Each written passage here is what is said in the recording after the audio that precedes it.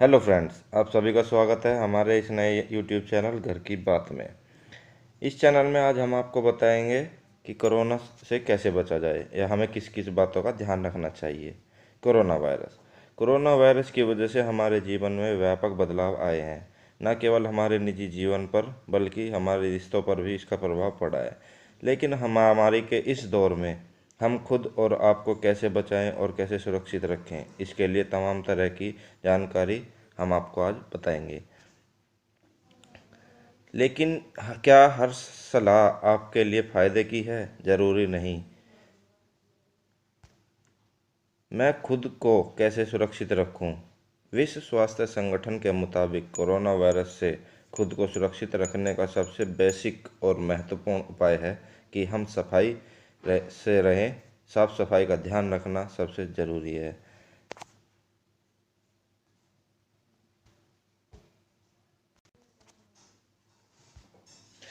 अपने हाथों को समय समय पर धोते रहे। समय समय पर साबुन और पानी से हाथ धोएं, या आप चाहे तो एक अल्कोहल बेस्ड सैनिटाइज़र भी इस्तेमाल कर सकते हैं।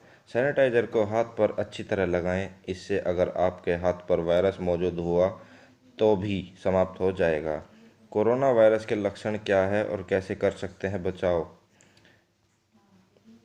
अपनी आँखों को छूने से बचें। नाक और मुंह पर भी हाथ लगाने से बचें।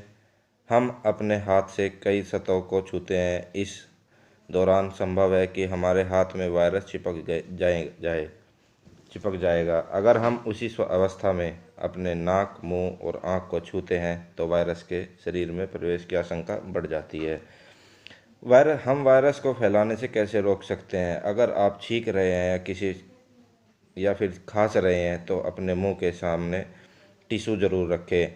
और अगर आपके पास उस वक्त टिश्यू ना हो तो अपने हाथ को आगे पर कोहनी की ओट में छींके या खांसे।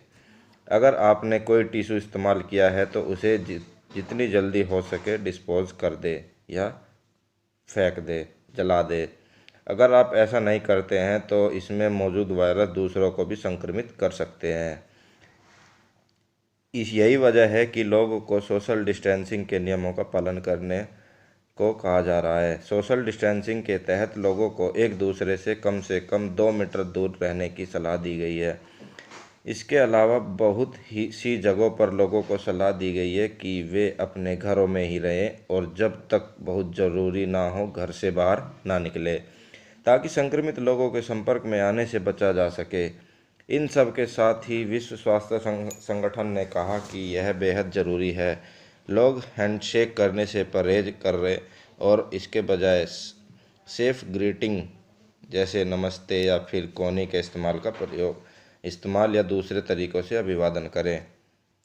क्या ग्लव्स और मास्क कारगर है यानी ज़रूरी है या क्या ग्लव्स और मास्क कारगर इफ़ेक्टिव है?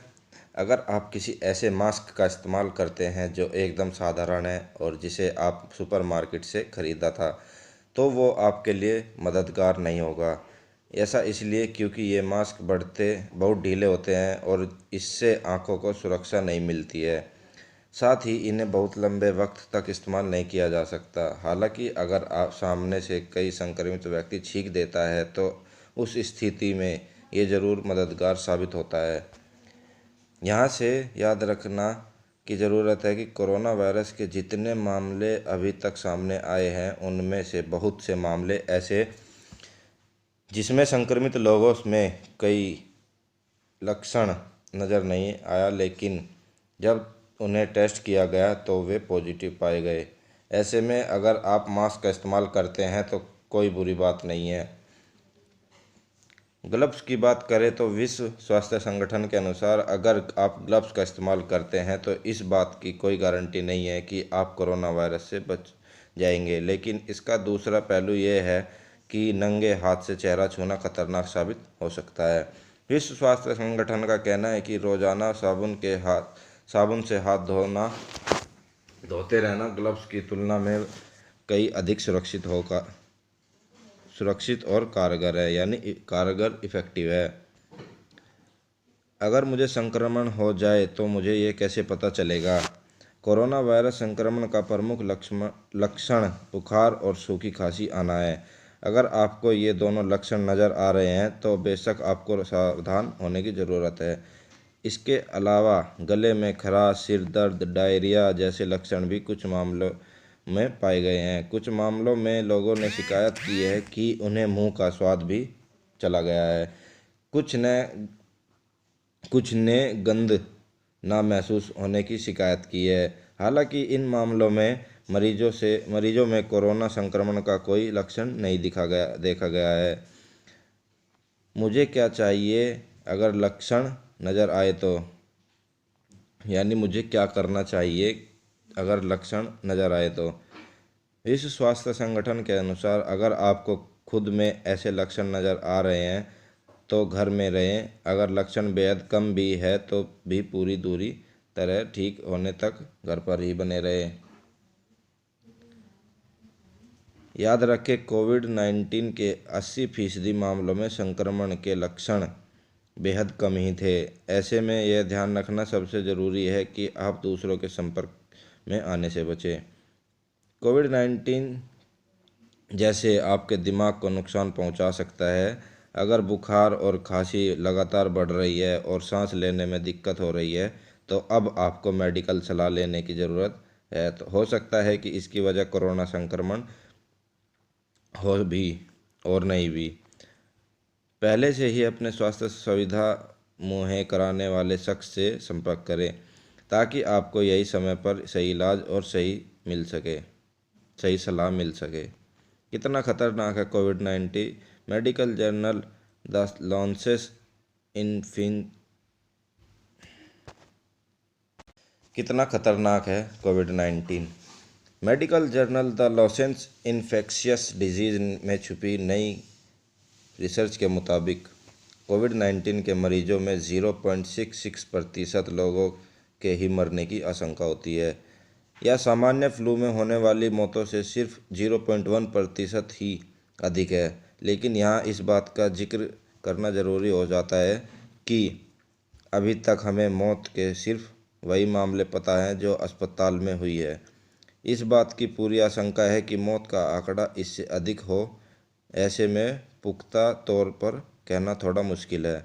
किसी महामारी के दौरान डेथ रेट का आकलन कर पाना थोड़ा मुश्किल होता है क्योंकि संक्रमण होने और मौत होने के बीच समय का काफ़ी फर्क होता है।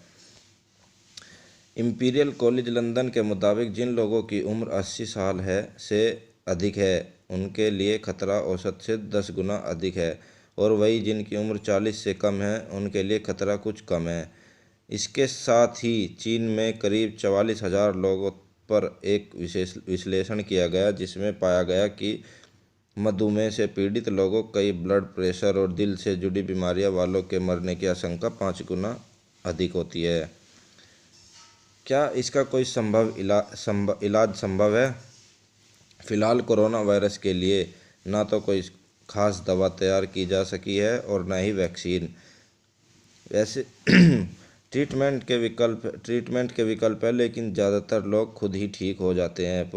पूरी दुनिया के वैज्ञानिक इस वायरस के लिए वैक्सीन ईजाद करने की कोशिश कर रहे हैं, लेकिन अभी इनके ट्रायल किए जाएंगे और उसके बाद ही कहीं जाकर यह स्पष्ट हो सकेगा, लेकिन अभी हम इसमें वक्त लगेगा।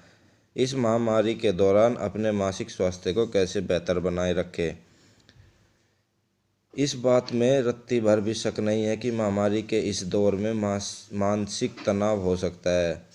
हो सकता है कि आपको बेचैनी महसूस हो रही हो, आप तनाव महसूस कर रहे हो, परेशान हो रहे हो, दुखी हो, अकेला महसूस कर रहे हो। इसके लिए ब्रिटिश नेशनल हेल्थ सर्विस ने 10 टिप्स दिए हैं जिससे आप अपने मानसिक स्थिति को बेहतर बनाए रख सकते हैं।